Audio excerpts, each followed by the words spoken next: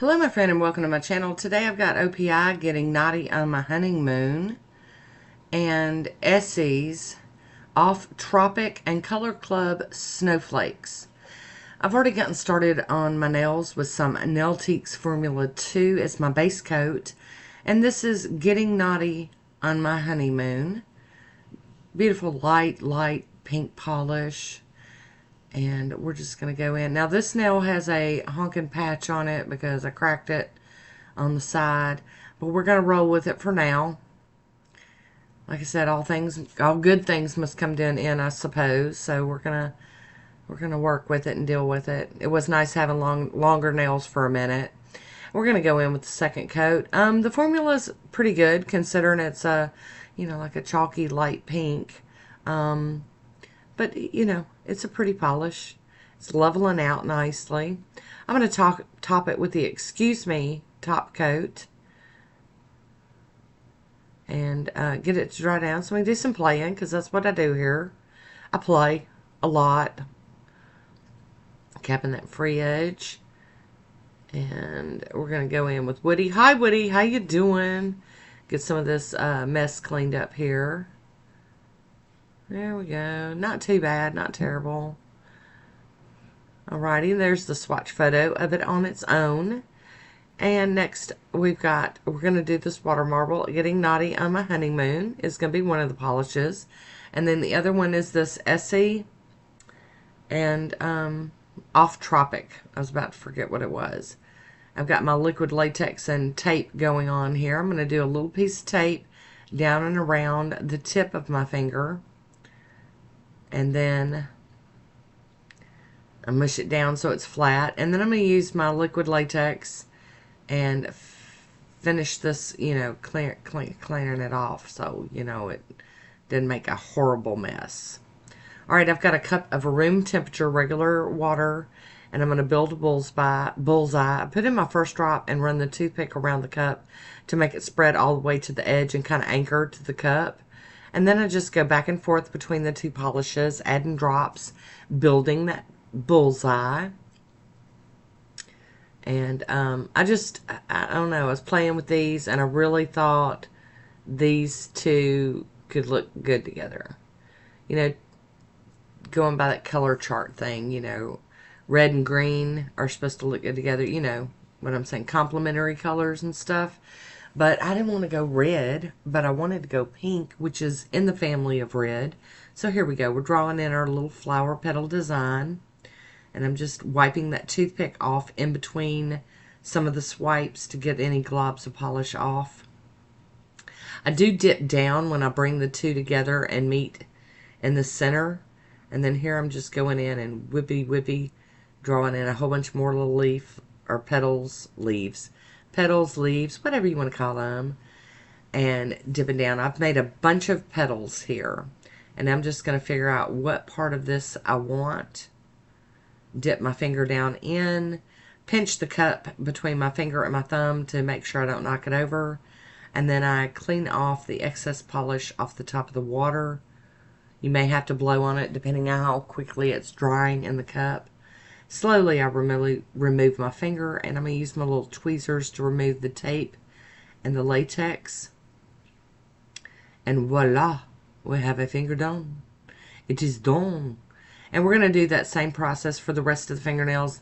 Now I have sped this footage up quite a bit, just because I wanted to share all of it with you. But see, I find things like this very relaxing to watch water marbling. But I didn't want it to be too crazy long of a video. So here we go. We're going to draw in our another flower with all of its little petals. And if you've been around for a minute, you know that this right here, this kind of art technique, this water marbling, that's what started me on the road to being a nail polish junkie, was water marbling. I saw it and I wanted to do it so bad that one thing led to another. Next thing you know, here we are, like, what, 15 years later, and I'm like stone cold junkie on the polish. But I still do think water marbling is probably my favorite nail art thing that I can do. I absolutely love the look of it. I enjoy doing it, but I just don't have time to do it all the time. All the time. That, and you are kind of limited in the different designs and stuff. Now, I've got, there's a couple of water marble nail designs that I learned from a friend on YouTube that I haven't mastered them, so I don't do them as much. I do the flower petals, the reverse flower petals. I do zigzags, chevrons, things like that. But I just, there's only so much you can do with it. So I guess I need to get back into working on those other designs that I saw my friend do. Go back and watch her videos again and see if I can figure them out. Zip, zip, get all them little bitty petals built. And I've got a blob, but I only need part of it, so I just skipped that part and went to an area of the flower that looked good to me. Cleaning that excess up there. Pull my finger out. Oh, I had to pop a bubble. You just kind of slowly pull it out and then dip it back in to pop a bubble. Maybe one day I'll get that on camera really well and I can show you what I'm talking about. Alright, cut back in action. We're going to build up another bullseye. I think we've just got one more to do. And then we'll have to get on to this cleanup part of it. But I enjoyed this one, and I really, really loved how they turned out. I thought the colors looked great together. And both of these polishes water marbled like a dream. And I will tell you that not all polishes do that. And I did make extra lines on this bullseye because it's my pinky nail.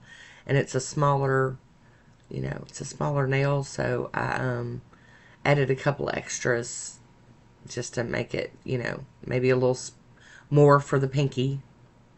But yeah, all polishes do not water marble equally. There are some polishes that do really well and some polishes that don't. All I can tell you is just practice, try it out, give it a go and see how it does before you're committed to doing it on your nails and you're aggravated. Alrighty, we're going to get our cleanup done. I'll start off with a Q-tip with some acetone going in for the big stuff, like on this finger here, and in that little curve up under the nail, the free edge sticking off there. And I just go around cleaning everything, all the biggies, get them up. Get that all done. What went past my protection, what could have been avoided if I was paying attention, but I didn't, so it's okay. And I go in up under that nail like that. Get those all cleaned up. There we go, getting there. Alrighty.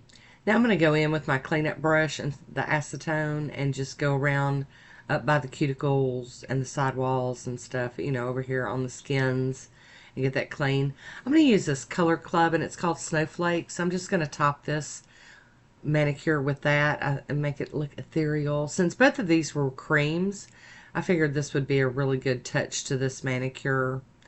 Give it some little bit more oomph. But you can really only see it over the green, which is kind of cool too.